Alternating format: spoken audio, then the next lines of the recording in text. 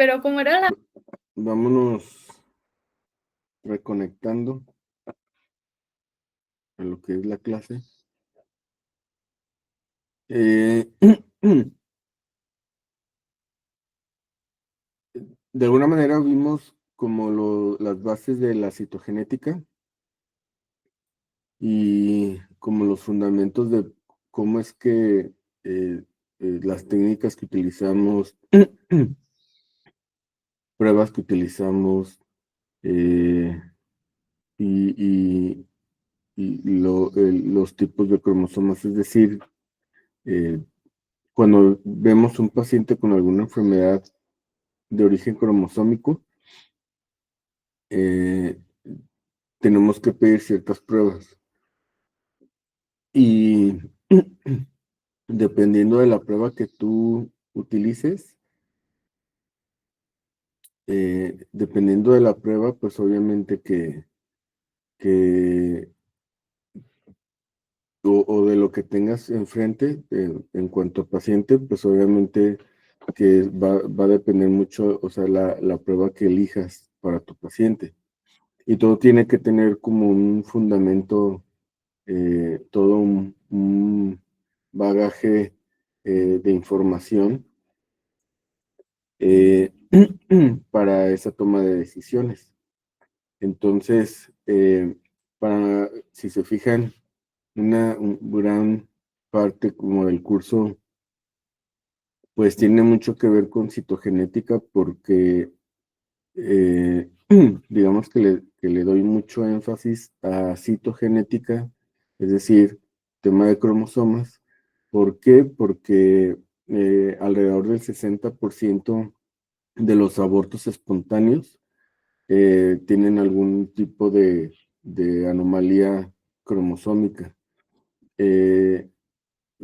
Todos los óbitos o bebés que nacen sin vida, el 5% de las causas se debe al tema de una cromosomopatía y, y el 0.63% del total de los nacimientos de bebés que nacen vivos, hemos encontrado que tienen cualquier tipo de anomalía cromosómica.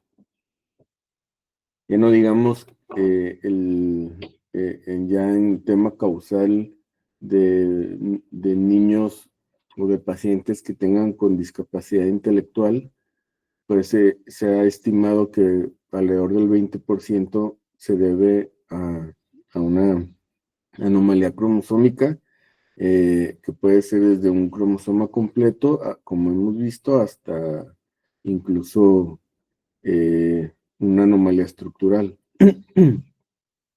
Entonces, de ahí que pues, lo importante o sea, esta es la epidemiología de las cromosomopatías. Entonces, por lo tanto, pues de ahí la importancia.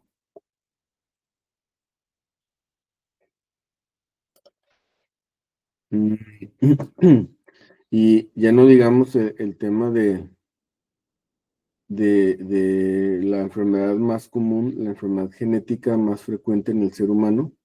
Nosotros como genetistas, los bebés que más vemos con este tipo de enfermedad de origen genético es el síndrome Down. Y pues obviamente que síndrome Down es muy frecuente.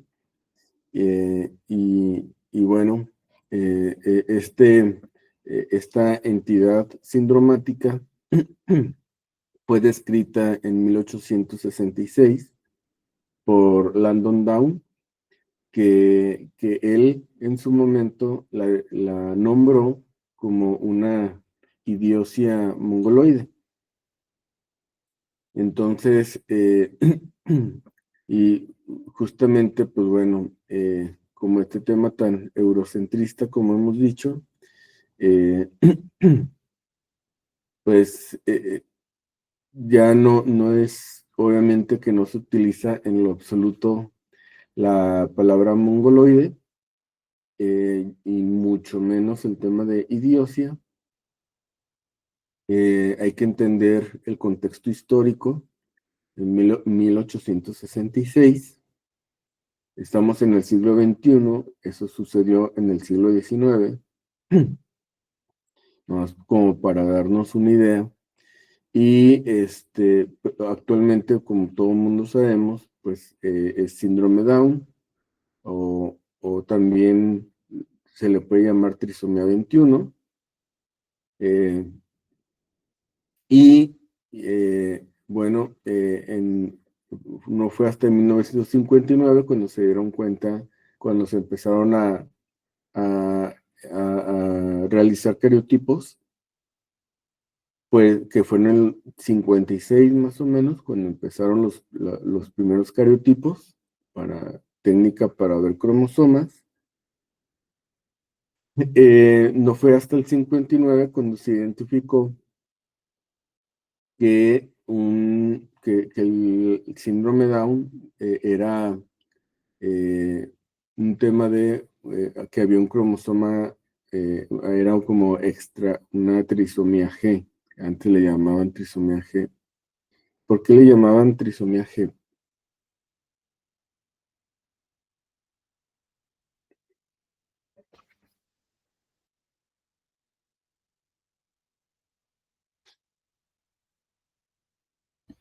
Pues tiene que ser con Gs de la tinción, ¿no? Que utilizaron en ese entonces.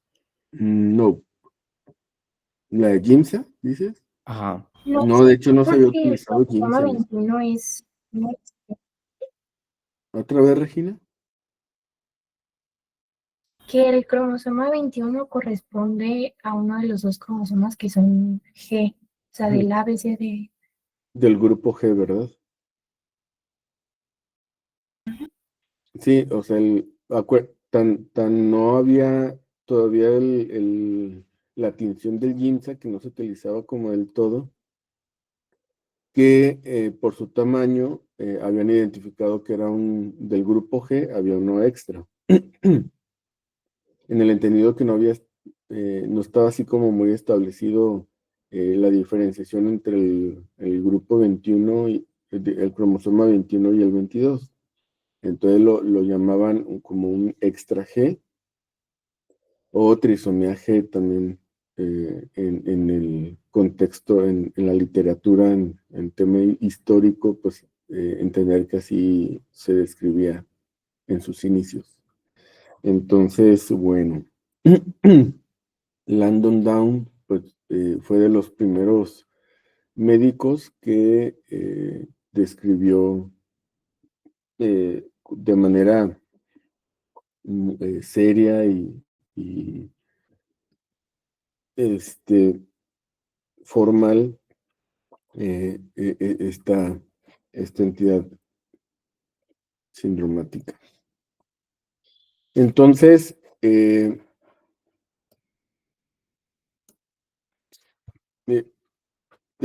65-80% de las concepciones con trisomía 21 se pierden de manera espontánea.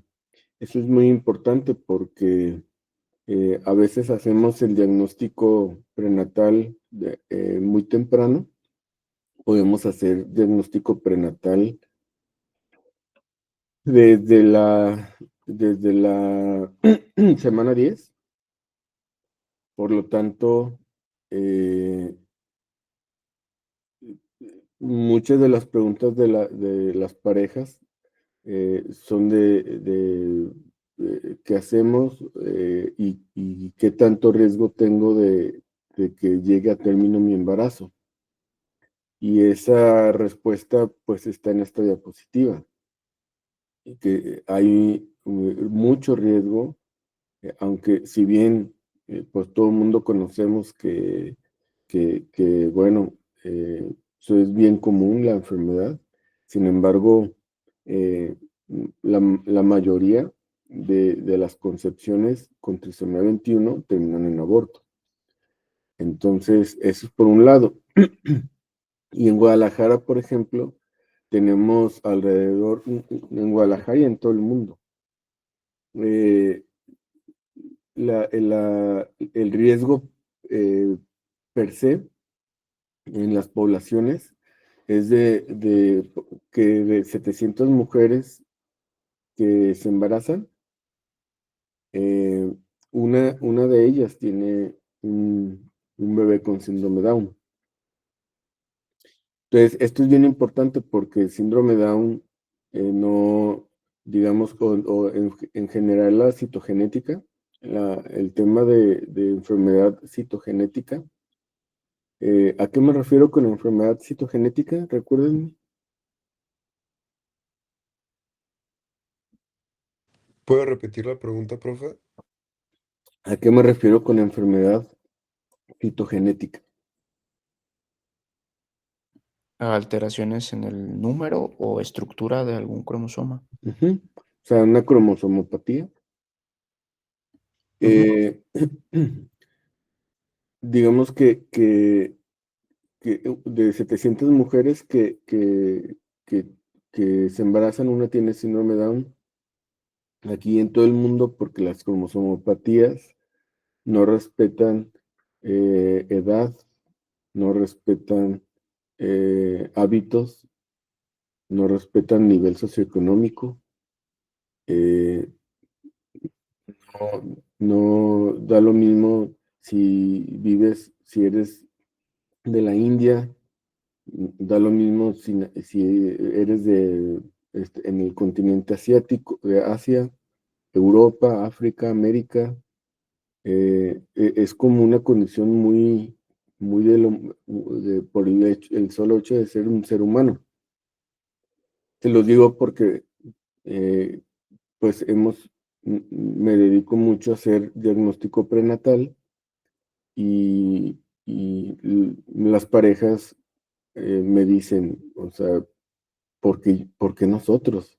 ¿Por qué, o sea, en mi familia no hay nadie, no hay ningún niño con síndrome de Down, no hay ningún niño con enfermedad genética, nosotros nos cuidamos mucho, somos profesionistas, nos alimentamos súper bien, traemos todo el tema de lo que esté de moda, ¿no? O sea, de alimentación, temas de alimentación, ejercicio, suplementación. O sea, nos hemos cuidado muchísimo y ¿por qué por qué nos sucede a nosotros? Entonces, la respuesta es ¿por qué no? ¿Por qué no habría de sucederte? El tema es que somos seres humanos y por el solo hecho de ser humano, ser un ser humano, tienes un riesgo de 1 en 700. Jessica. Profe, entonces, bueno, yo había leído que el síndrome de Down tenía así como que mayor prevalencia de aparecer en mujeres mayores Ah, de 40 años ujú, por el riesgo de, perdón, el riesgo de la no disyunción o algo así que no se de acuerdo. separaban. Pero entonces, ¿usted da su experiencia considera que actualmente como que se ve de la misma forma pues así como que en todas las edades, de 25 a 40, No, o que sí es más eh, prevalente? muchas gracias por esa pregunta porque eh, tiene mucho que ver con lo que estamos diciendo. Digamos que el riesgo a priori, como sociedad, como comunidad, como en el occidente de México, todos tenemos a priori un riesgo de 1 en 700. Como que es como una marca, ¿no? de riesgo para todos. Sin embargo, definitivamente esta diapositiva sigue, Jessica, porque obviamente que vamos a especificar los riesgos. O sea, si bien si tú haces un estudio poblacional al año, independientemente de la edad, vamos a tener 1 por 700. De cada 700 embarazos, uno tuvo el síndrome Down. Pero esa es una estadística poblacional. Sin embargo, si lo separamos por grupos de edad, también tenemos como sus riesgos muy específicos por edad. Entonces, por ejemplo, la mayoría de ustedes que andan alrededor de los 20 años, tienen un riesgo de 1 por cada 1547 embarazos. Uno tiene una chica de 20 años, de cada 1547 tiene un bebé con síndrome de Down. Si te fijas, en cuanto más edad va cumpliendo una mujer, aumenta el riesgo. Es decir, por ejemplo, ya cuando andan en sus 25 años, es 1 en 1352. Llegas a alrededor de tus 30 años, el riesgo es de 1 en 895. O sea, entre 31 y 32 años de edad, ya andas más o menos en el riesgo poblacional, que es como alrededor de 1 por cada 700. Y así va aumentando el riesgo entre más edad, entre más años cumpla una mujer, más riesgo se tiene por año. Incluso si se fijan, a partir de los 30 años ya esta tablita empieza a generar un riesgo por año. Por ejemplo, no sé si han visto ustedes o se han enterado que a partir de los 35 años de edad se considera un embarazo de alto riesgo. Y pues de alguna manera se me hace un tanto arbitrario, así como los 35, porque en cuanto a síndrome de Down se refiere a cromosomopatía. Porque si se fijan, entre 33 años, 34 años, 35, 36, realmente no hay mucha diferencia. O sea, no hay una riesgo, una subida de riesgo dramática. O sea, realmente, pues los números, a mí se me hace, que a mí pues de que a partir de los 40 años se supera por los 100 nacimientos. Es decir, que una mujer de 40 años ya tiene de 97 mujeres que se embarazan con 40 años, por lo menos una tiene un bebé con síndrome de Down. Entonces, y así te vas, de tal manera que de 45 y más, pues anda como por cada 23, ojo, por cada 23 mujeres que están embarazadas, una tiene un bebé con síndrome de Down. 23. Entonces, esta tablita nos dice muchas cosas, entre ellas que lo más importante es que el riesgo cero no existe para nadie. Por eso la pregunta de la gente que me hace mucho, de las parejas que les damos, digamos, el diagnóstico, la noticia, una de las preguntas muy constante, muy común, es ¿por qué nosotros? Y esta tablita te dice, pues, ¿por qué? ¿Por qué no? ¿Por qué no? Si eres un ser humano y el riesgo cero no existe para nadie.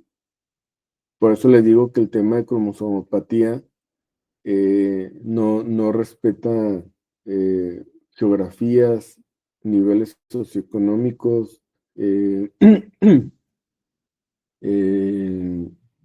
no sé, profesión, es decir, todo el mundo estamos regidos bajo estos riesgos. No sé si quede claro como el concepto.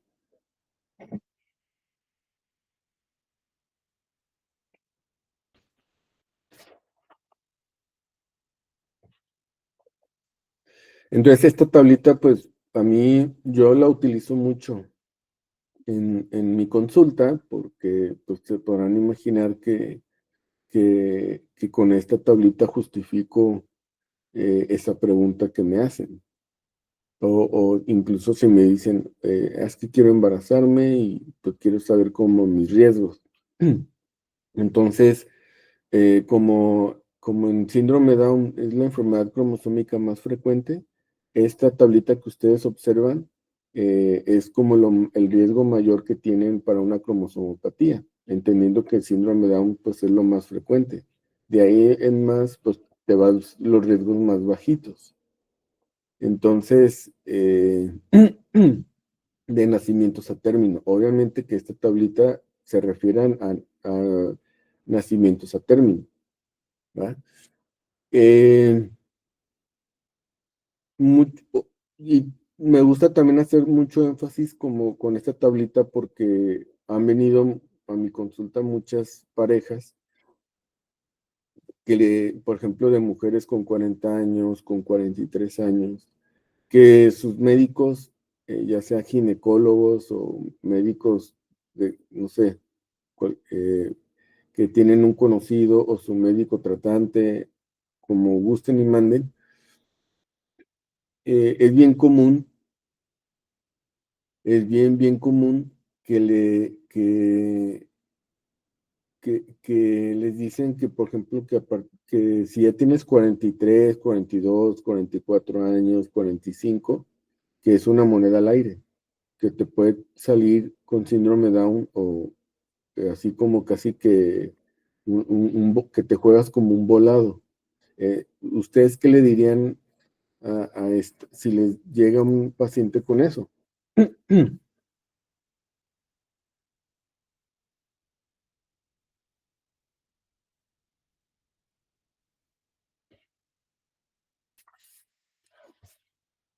O sea, por ejemplo, doctora, estoy embarazada, tengo 43 años. ¿Sí es cierto que es un volado de que tenga mi hijo un síndrome Down? O sea, ¿es una moneda al aire, Félix? Pues sería comentarles, ¿no? La situación de la alta probabilidad que hay por la edad y que, bueno, si ya se diagnosticó que el, pues el feto, en este caso el bebé, pues No, ellos viene no con, tienen, digamos que es una pareja que no tiene, apenas llegó contigo pues, se enteró de que está embarazada y está bien estresada porque, pudiera tener. ajá, haz de cuenta, imagínate que es una mujer que tiene 2 semanas de que no le bajó. Entonces se hizo una prueba de embarazo y le salió positiva. Pero como tiene 43 o 44 años, se superestresó porque le dijeron que era un volado, una moneda al aire. Entonces, Sí, esa es mi pues pregunta. Ustedes como médicos, qué le responden? sería pues decirle que hay una altísima probabilidad de que el bebé venga con síndrome de Down, que si bien es cierto que la probabilidad es muy alta, también podría tener la probabilidad de que no. O sea, puede ser tanto como que el bebé venga bien o que venga mal, pero la probabilidad es O muy sea, alta y ¿una comentarle moneda que al aire? no tanto tan así, porque si fuera una moneda al aire sería un 50-50. 50%, En exactamente. este caso no es así. O sea, la probabilidad, pues, si es muy alta, hay un alto riesgo, pero no es una moneda al aire como tal. Entonces se le explicaría para que tenga en cuenta eso, ¿no? Para que no los tome por sorpresa, pero sí comentarle que no es una moneda al aire, sino sí hay una alta probabilidad, pero no es una moneda al aire, porque en este caso tendría que ser, eh, pues, 50-50, ¿no? Que la probabilidad sea, pues sí, como le comento. Eso es Diana, lo que yo le diría, pues. sí. Diana, Justo comparto la opinión de mi compañero Félix, que no, obviamente le diríamos a la paciente si tiene 45 años, pues que su probabilidad es de 1 por cada 23 niños nacidos en pacientes de su edad. Y también para tranquilizar a la paciente, pues le podríamos ofrecer la opción de hacer un cariotipo, creo que es antes de la semana 12, doctor. no, le hagamos un DNA fetal. Un DNA, ok. Ujú. Bueno, y explicarle esa parte también a los pacientes que vienen angustiados, que hay ciertas pruebas que permiten identificar si efectivamente viene con esa trisomía 21 y si está dentro de, o sea, si ellos quieren, pues poder continuar con el embarazo o si desean interrumpirlo. ¿Quién? Valentina. Justo, bueno, no sé si sea lo mismo, pero se pueden hacer pruebas genéticas, ¿no? Sí, Pues igual ofrecerle una la embarazada, la pero paciente. están súper estresados porque tiene, o sea, le dijeron que era una moneda al aire. Entonces, en ese momento, por ejemplo, si tiene 5 semanas de embarazo, 6, no sé, tiene muy poquito, pues todavía no hay prueba genética que se le pueda ofrecer y aquella está súper estresada. Entonces, la pregunta es, lo único que tenemos a la mano para ella, para ofrecerle, pues son estadísticas. Y en ese sentido, Hani, Pues también, citando lo que usted dijo, recordarle que pues el riesgo cero no existe para nadie porque pues las cromosopatías no van a respetar ni la edad, ni el estatus social, ni el estilo de vida, ni pues los demás aspectos que usted mencionó. O sea, sí dejarle muy en énfasis que aunque se hubiera embarazado antes, o sea, a una menor edad, aún así el riesgo cero pues no existe. pero sí aumenta, como quiera aumenta, Hani, ¿no? Sí, sí, sí. Entonces, el tema es que ustedes le respondan que, por ejemplo, si fuera una moneda al aire, estaríamos hablando que es 1 por cada 2 embarazos, o sea, un 50% de probabilidad, 1 de cada 2. Y si se fijan aquí en 45 años, es uno, que es el mayor riesgo que puede haber, es 1 por cada 23.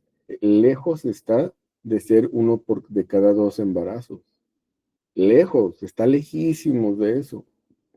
Claro, 1 por cada 23 para mí es un riesgo altísimo. Digamos que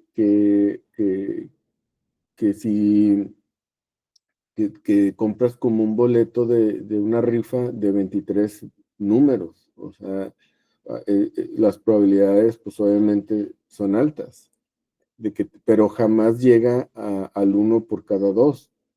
Entonces, eso no, en tema de cromosomopatía, por lo menos aquí en síndrome Down, particularmente en este tema, pues no existe, no es una moneda al aire.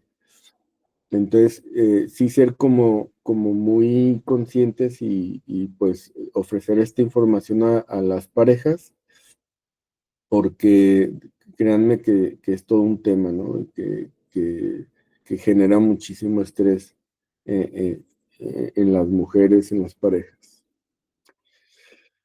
Ah,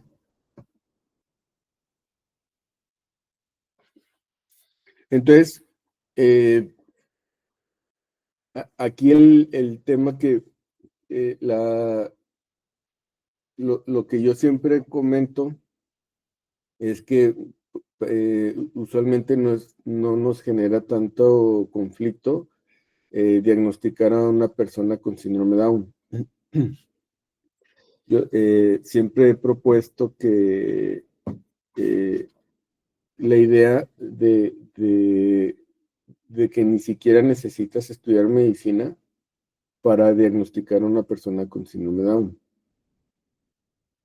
Yo me acuerdo que cuando yo era niño, yo ya identificaba claramente a la gente con síndrome Down, o sea, en mi niñez. Entonces, como me imagino que ustedes también. Por lo tanto, no necesitas siquiera tener la mayoría de edad o para tener la capacidad de diagnosticar a una persona con síndrome Down. Sin embargo, el desafío viene en el periodo neonatal. O sea, no es para nada difícil diagnosticar, pero sí es muy difícil al nacimiento, o sea, de un bebé recién nacido, ahí está la cosa. Entonces, como es un problemón, hay criterios que le llaman criterios de Hall, que la doctora Judith Hall, hace muchos años, generó estos criterios clínicos para hacer el diagnóstico de síndrome Down. ¿Y cuáles son? Bueno, pues hipotonía, reflejo moro disminuido, hiperextensibilidad articular, pliegue nuclear redundante, perfil facial plano, fisuras palpebrales oblicuos hacia arriba, usualmente pabellones auriculares anormales, es decir, tienen la mayoría con microtia, displasia de pelvis, tienen subluxación de pelvis, y clinodactilia de quintos dedos y pliegue palmar transverso, que es como un pliegue palmar único.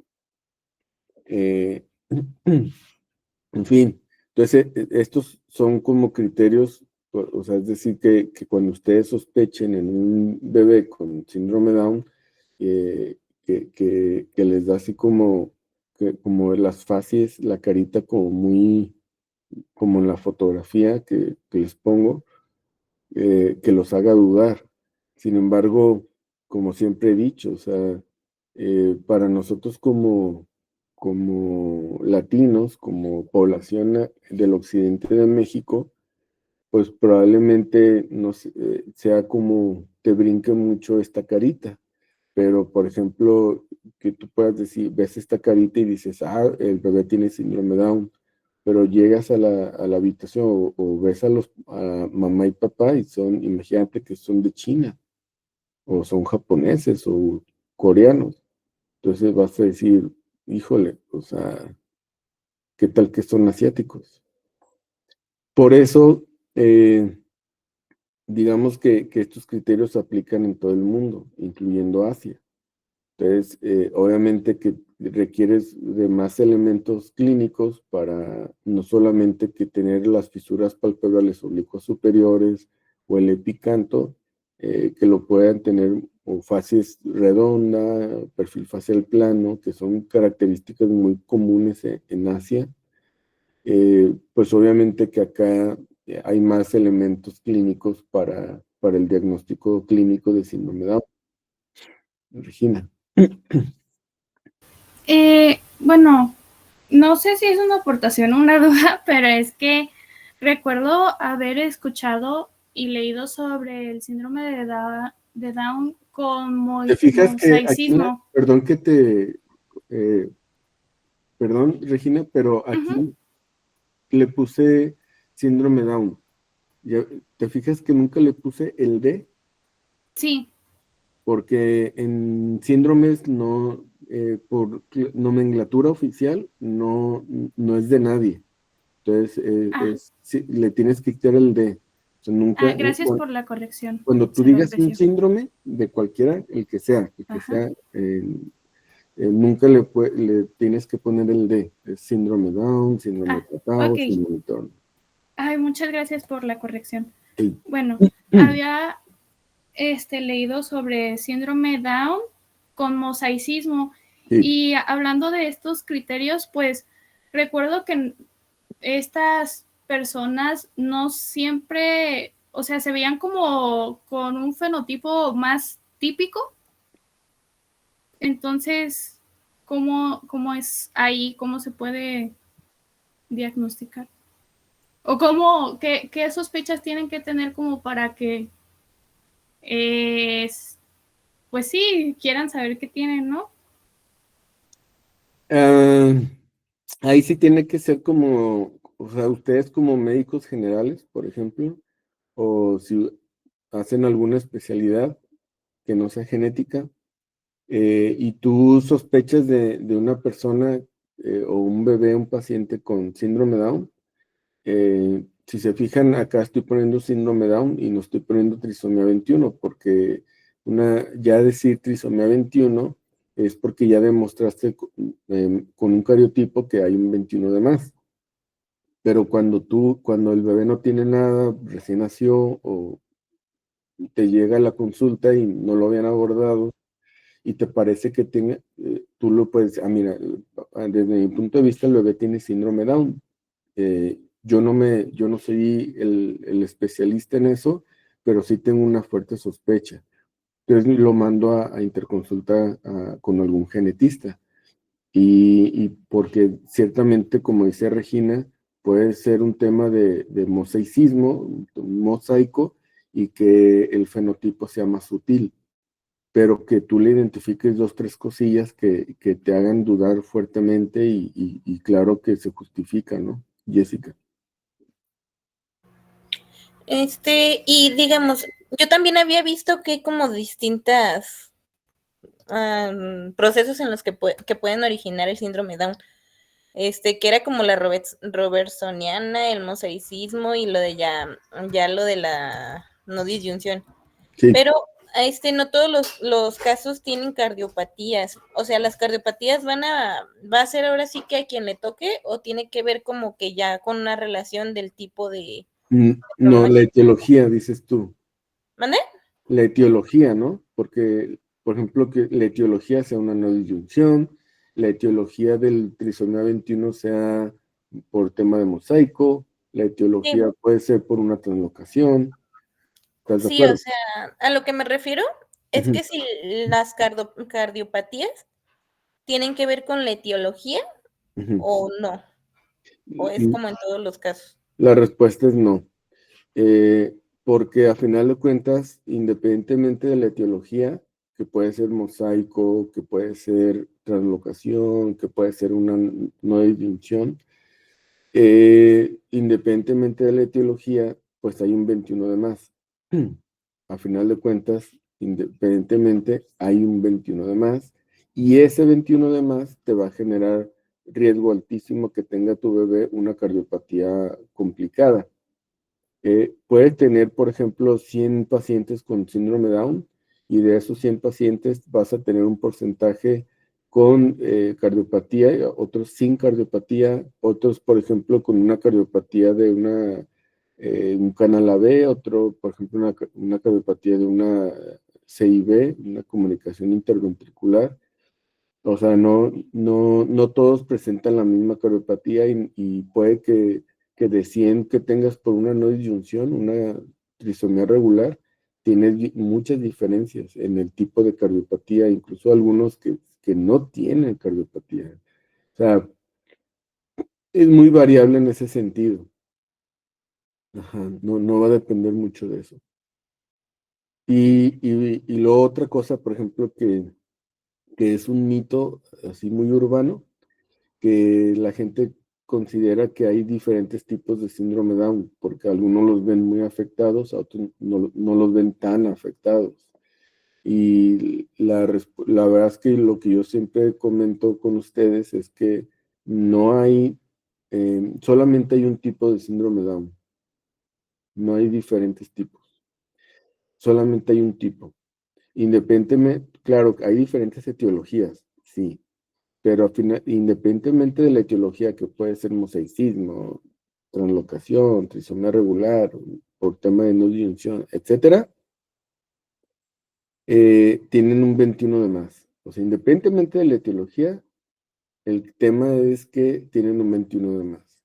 Y eso te hace un síndrome Down y punto. O sea, no hay grados, no hay todo eso. Lo que sí hay grados es de papás. O sea, hay papás que son bien entrones, que le echan todos los kilos, que a los bebés les va súper bien. Y hay papás que no le echan como muchas ganas, que los tienen todos abandonados, y usualmente a esos niños pues no les va tan bien en el futuro. Entonces, todo depende como de la intensidad de manejo que se les dé a estos niños.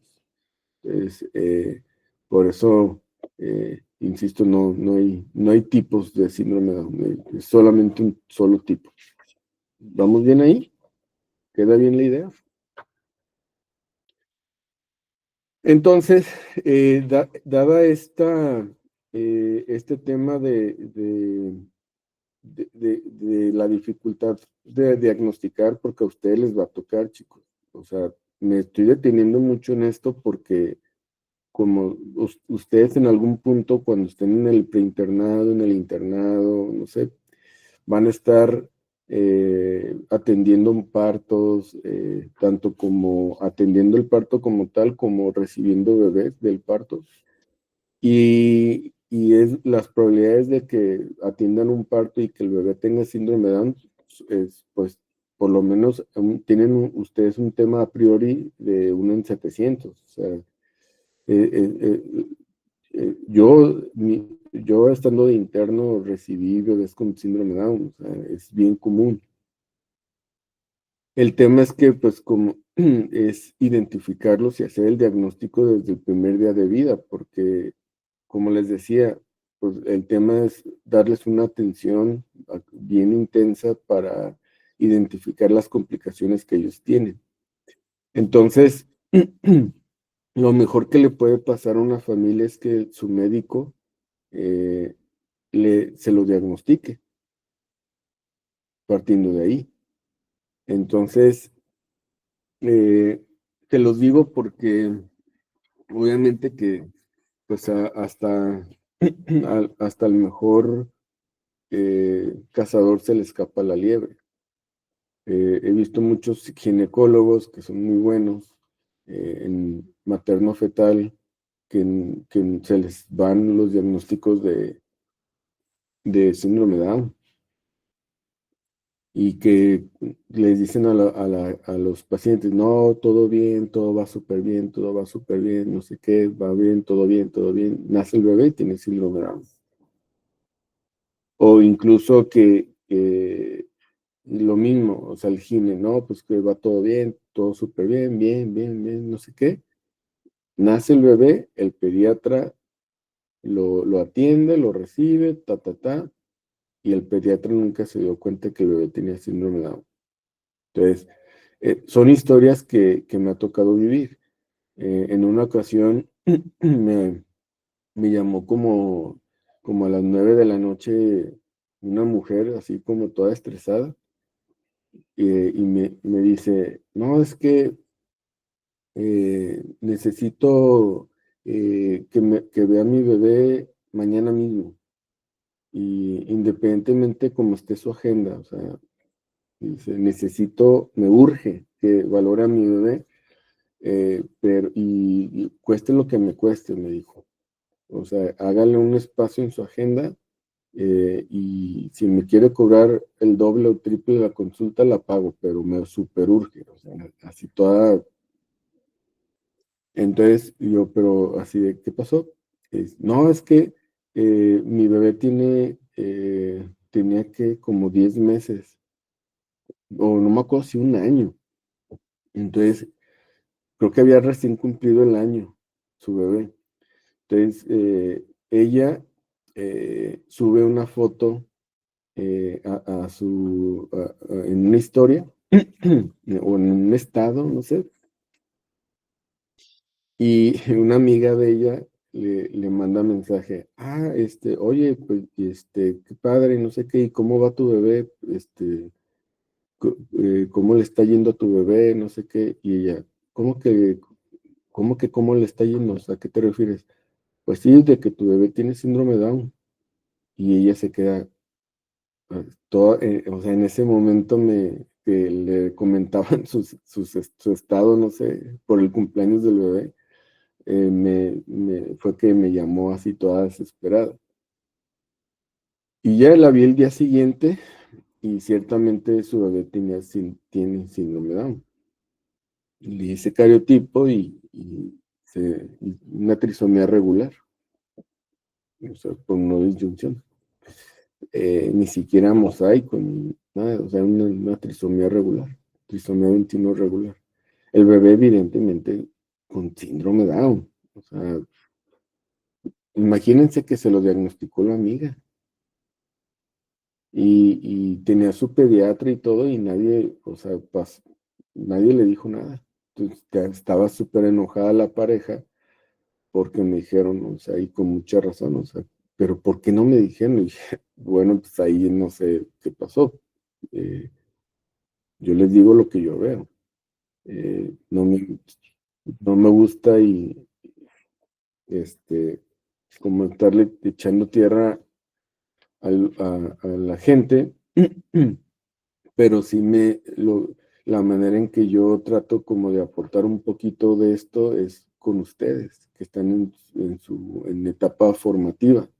O sea, las historias que yo he vivido y lo importante es tener toda esta información bien fresca y ser eh, como muy quisquillosos cuando te estén valorando un bebé, un recién nacido, que puedan identificar que tiene hipotonía, que una hipotonía no es normal, que un reflejo de moro disminuido no es normal, que, que implique de redundante nuca, o sea, obviamente que perfil facial plano y fisuras papulares oblicuo superior, o sea, todo este tipo, clinodactilia de quintos dedos, línea palmar única, o sea, en el entendido que tenemos 3 líneas, la tenar, la línea palmar proximal, la línea palmar distal, hacen como 3 líneas en nuestras manos, ellos solamente tienen una. Entonces, ese tipo como de detalles que te lo va a dar una buena exploración física de tu paciente, pues eso te va a salvar de no cometer esos errores, de que se te escape un niño con síndrome de Down. Cuando estaba yo de residente, una prima de mi mamá tuvo un hijo en centro médico. Yo estaba en el hospital civil haciendo mi especialidad y esa prima de mi mamá, su esposo como pues sabían que estaba yo haciendo la residencia, me marcó y me dice, oye, que mi hijo que tiene esto y qué tal, dice, pero pues no saben qué tiene.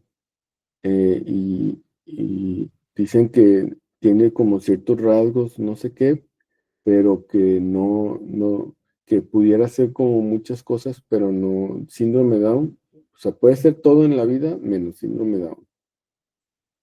Ah, bueno, ya voy. Y pues lo valoro, que pues es mi primo segundo, porque ella es prima hermana de mi mamá. Y y ciertamente, pues el niño me pareció que tenía síndrome Down. Entonces, cuando voy con los de centro médico, nunca se me va a olvidar que una chica estudiante de genética me dice, no, si es que ya lo valoramos. Dice, si quieres, mira, estos, me dice, yo ya estaba de R3. Estos se llaman criterios de Hall, como dándome una clase de genética, ¿no? Y dije, no, es que yo no vengo a que me des una clase de genética, vengo a decirte que el paciente tiene síndrome Down. No, pues no, es que no nos parece a nosotros y no le vamos a hacer nada. Ah, bueno, pues si ustedes no la hacen, yo sí. Pues fui y le tomé una muestra, es increíble, pero le tomé una muestra, siendo yo residente del Hospital Civil.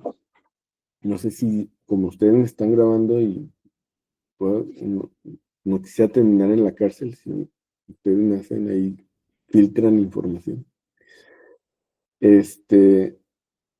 Y total que hicimos el cariotipo en el Hospital Civil y tenía una trisomía 21 regular. Entonces, por eso les digo que el diagnóstico, o sea, hasta el mejor cazador se le puede ir una liebre. Y tienes que ser como muy fino así en la exploración física.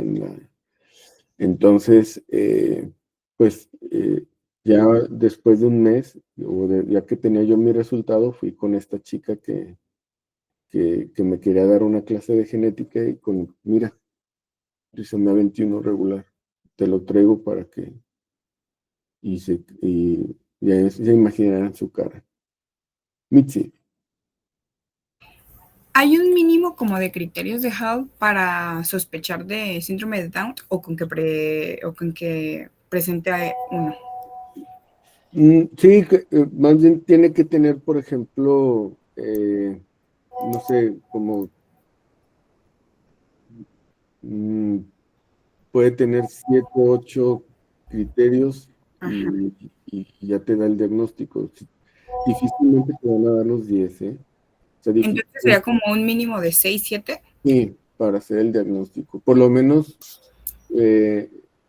vas a tener como en base a los criterios de Hall, muy clínico, una sospecha así enorme de síndrome Down, pero que, insisto, esto no te da el diagnóstico, Mitzi. No, definitivamente no, o sea, sería para sospechar y de ahí realizar el estudio. El cariotipo, exacto. Entonces ya tu cariotipo te da el 100% de como prueba diagnóstica. Ok. Sí, pero es muy buena pregunta. Sí, este es como, digamos que es como un faro que te puede decir que hacia dónde te vayas, pero definitivamente que te da una sospecha clínica. Y yo siempre le digo a los papás cuando valoro un bebé con sospecha, digo, yo tengo 3 objetivos para hacer un cariotipo. Número 1, yo tengo un 99% de certeza del diagnóstico que estoy viendo. El cariotipo me da el 100% como prueba confirmatoria. 2, identifico si hay un tema de herencia. O sea, si es una translocación, si es una por no disyunción, que si es un mosaicismo. O sea, sobre todo si la pareja tiene 25 años y es su primer bebé, pues claro que vale la pena identificar si se está heredando o no. 2. Y número 3, pues es un documento que se lo van a pedir en todas partes. Para Seguro Social, para IMSS, para no sé, instituciones de rehabilitación, programas, todo, les piden un cariotipo. Entonces casi que es como su acta de nacimiento. Entonces, para tema de trámites, lo van a necesitar toda su vida. Entonces, bueno, por eso hacemos el cariotipo. ¿Va? Sí queda más o menos como la idea de la dificultad y el desafío que implica diagnosticar a un recién nacido con síndrome Down. Suena bien fácil para todo el mundo. Creo que todos los aquí conectados no tenemos ningún problema. Si vemos a un chavo de 20 años y tiene trisomía 21, pues creo que no sé, ni para nada es desafío para nosotros identificar que tiene síndrome Down. El tema, insisto, es en el periodo neonatal, en el recién nacido. Ese es el reto. Y si ustedes ven a mi primo, así, el primillo, y ahorita ya tiene, pues ya está grandecillo, un niño ya grande, no te quedan, pero ni la menor duda. O sea, si tú lo ves, dices, no manches, ¿cómo siquiera llegaron a dudar el diagnóstico? Pero claro, pues el niño ya está grande. El tema es cuando estaba recién nacido. O sea, ahí fue el cohete. ¿Va?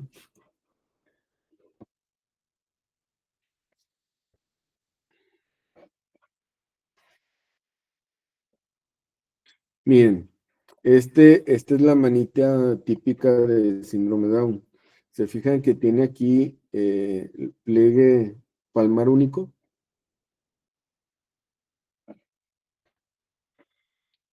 Entonces, acuérdense, nosotros tenemos estas 3 líneas. La línea tenar es porque cuando estamos en el inútero, en el vientre de nuestras madres, tenemos hacemos este movimiento cuando estamos en útero. Entonces, el hecho de mover el pulgar de esta manera nos genera nuestra línea tenar. Y luego tenemos la línea palmar proximal. Esta línea se hace porque podemos hacer este movimiento, ¿no? Y luego tenemos una línea palmar proximal que la tenemos porque cuando estamos en el vientre de nuestras madres hacemos este movimiento.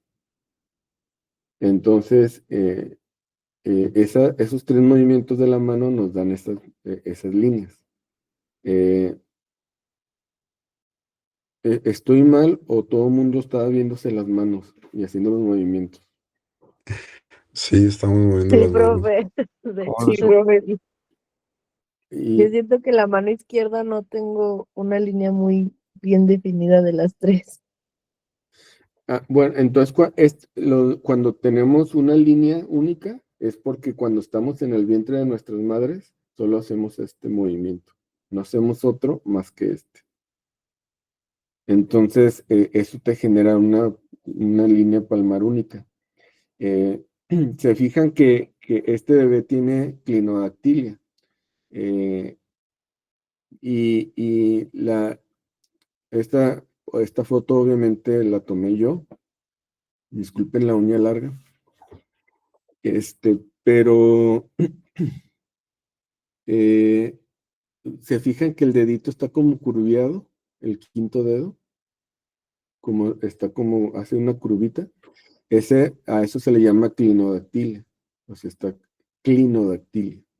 Y se fijan que ya ven que tenemos un pliegue de flexión proximal y un pliegue de flexión distal en los dedos. O sea, tenemos dos pliegues de flexión. Ellos, si se fijan, solamente tienen uno. Tienen un solo pliegue de flexión, que eso te da como la clinodactilia. Entonces, ese es el tipo de manita que siempre hay que estar viendo las líneas, las manitas de nuestros pacientes. Ver las manitas te dice mucho de cómo se comportó en útero. Si se movió bien, si no se movió, o sea, digamos que son como cicatrices de tu comportamiento inútero, ¿va?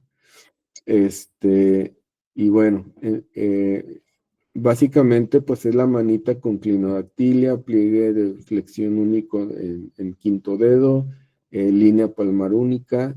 Las manos tienen apariencia anchas y pequeñas. Y vean, o sea, la manita es así te da la imagen como de una manita ancha y pequeña. Entonces, esa es la típica manita de un niño con síndrome Down. Por eso les digo que no siempre, o sea, si tú ves la pura carita y te quedas con eso, pues, ¿qué tal que vas con los papás y son asiáticos, o son, no sé, japoneses, chinos, coreanos, lo que tú quieras? Y pues te quedas con la carita, pues dices, no manches, pierdes el rumbo. Pero si tú valoras a tu bebé, a tu paciente, de manera integral, clínicamente, así bien integral, pues vas a ver la manita, vas a ver el dedo, vas a ver la hipotonía, es decir, muchos fenotipos de tu paciente y para tener una sospecha diagnóstica. Entonces, en fin, ¿queda claro? Así la manita.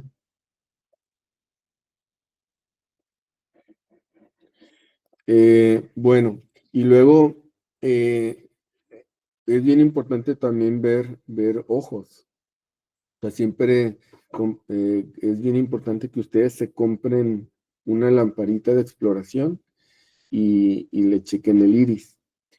Usualmente un signo muy importante y muy constante en estos niños son las manchas de Brushfield. Y eh,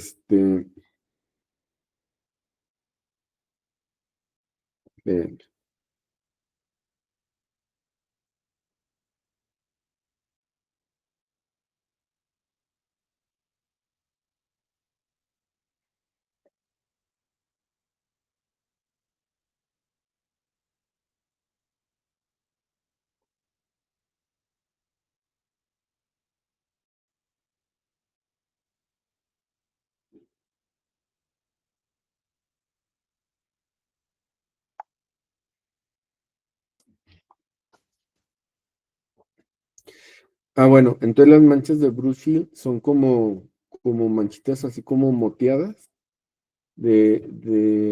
como blancas, manchitas así alrededor de la pupila, en el iris.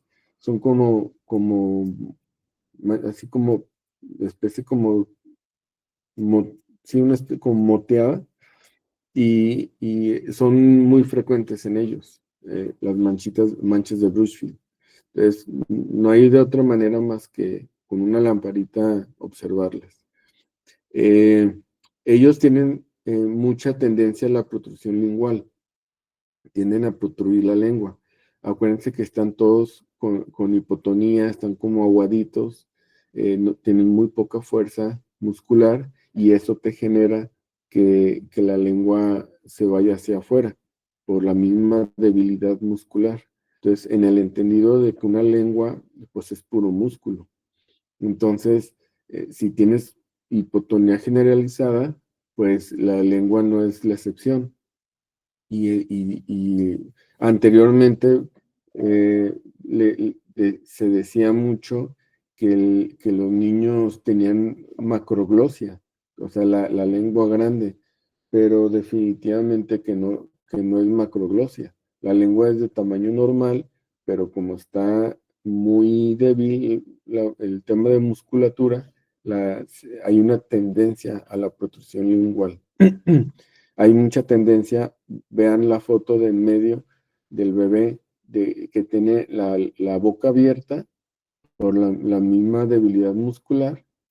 La boca la tienen usualmente abierta y con protrusión lingual. Entonces son como cositas que obviamente como médicos, como equipo, tenemos que corregir justamente para que no suceda lo del paciente adulto que pongo en la imagen de al lado, que él es un paciente adulto, evidentemente que no le dieron atención al tema de la protrusión lingual, genera mucha resequedad, grietas en la lengua y macroglosia.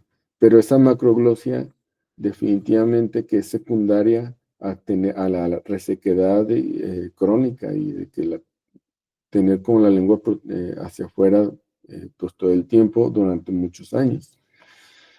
Entonces, justamente lo que se intenta pues es que no hagan macroglosia, porque puede ser tan severa que les dificulten el tema de la alimentación. Entonces, son como cosas bien importantes y que tienen que empezar desde el primer año de vida del manejo. Entonces, esa facies redonda, vean este bebé con su facies redonda, tienen epicanto, es decir, un pliegue del párpado, cubre el canto interno, eso se le llama epicanto. Luego, si se fijan, el puente nasal lo tiene muy, puente nasal deprimido, o sea, como muy plano, un puente nasal muy plano, muy aplanado. Mismo tienen hipoplasia de los huesos nasales, huesos propios de la nariz. Los tienen muy pequeños, y eso les genera un puente nasal muy aplanado. También pueden tener como el puente así como ancho y deprimido. Nariz corta, fisuras palpebrales oblicuas hacia arriba, y, en fin, son como datos fenotípicos.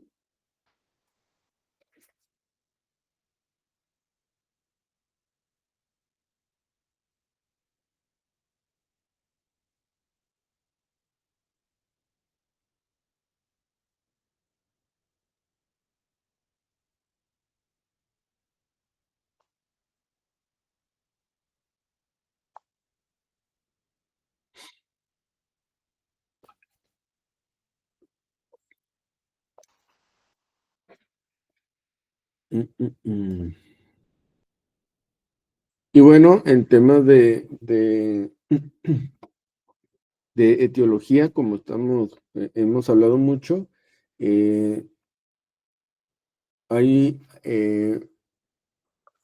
obviamente que la mayoría, cuando el cromosoma 21 de más se ha observado que en el 80% de todas las personas con síndrome Down, en el 80%, ese 21 de más que ellos tienen, es debido a el origen del 21 que extra es materno.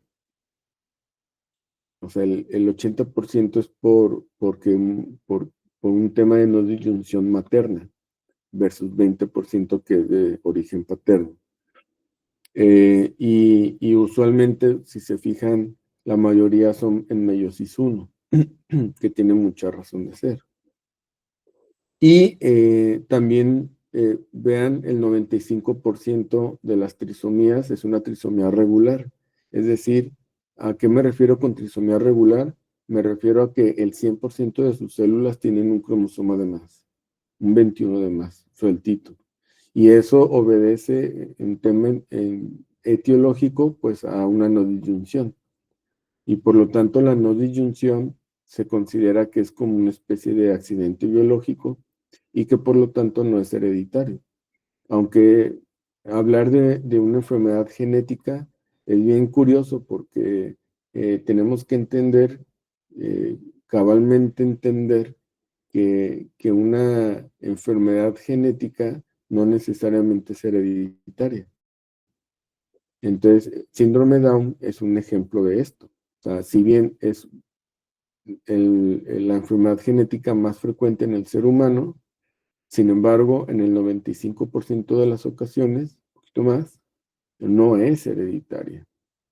Es genética, pero no es hereditario. Por eso las parejas preguntan mucho, pero es que no puede ser, en mi familia no hay nadie, no hay antecedentes de nada. Pues no necesitas tener antecedentes.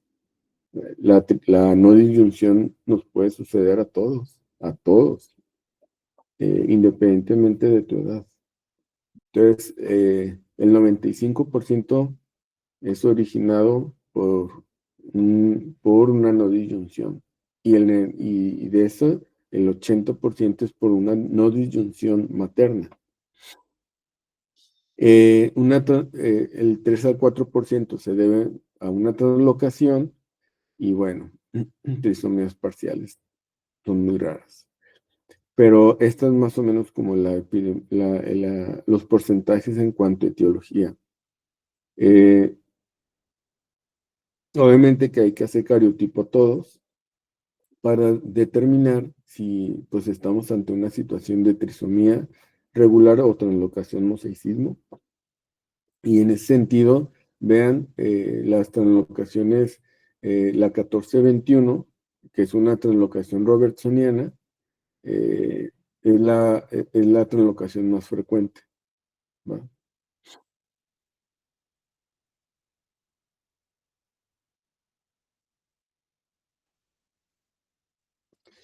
Por lo tanto, de hecho, es pregunta hasta como de examen nacional en el NARM.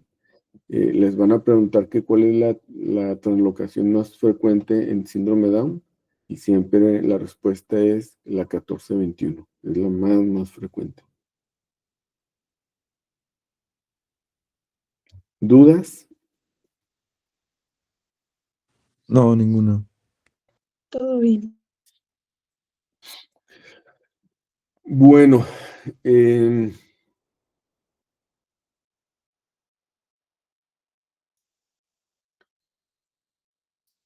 ya están listos entonces para diagnosticar niños con bebés recién nacidos con síndrome Down.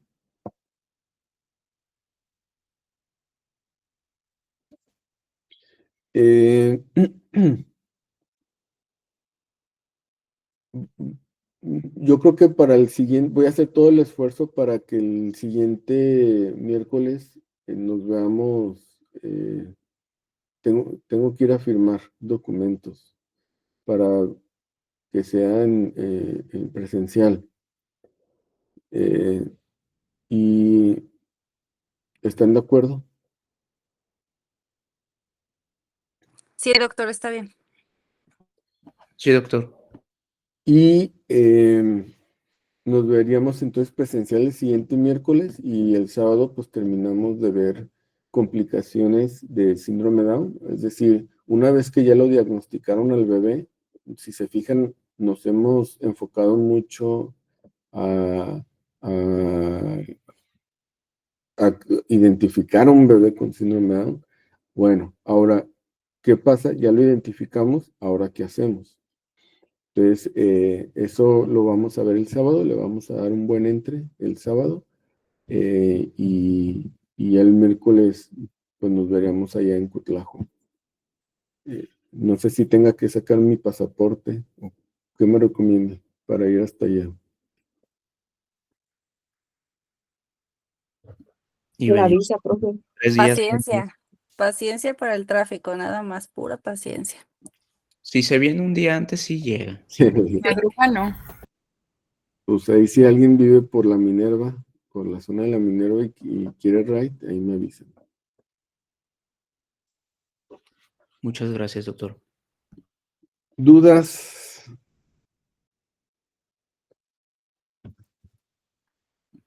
Ninguna, todo bien. No, ninguna. Bueno, entonces nos vemos el siguiente sábado. Gracias, Gracias, doctor. doctor. Buen día. Gracias. Bye. Gracias. Gracias, buen día. Bye, bye.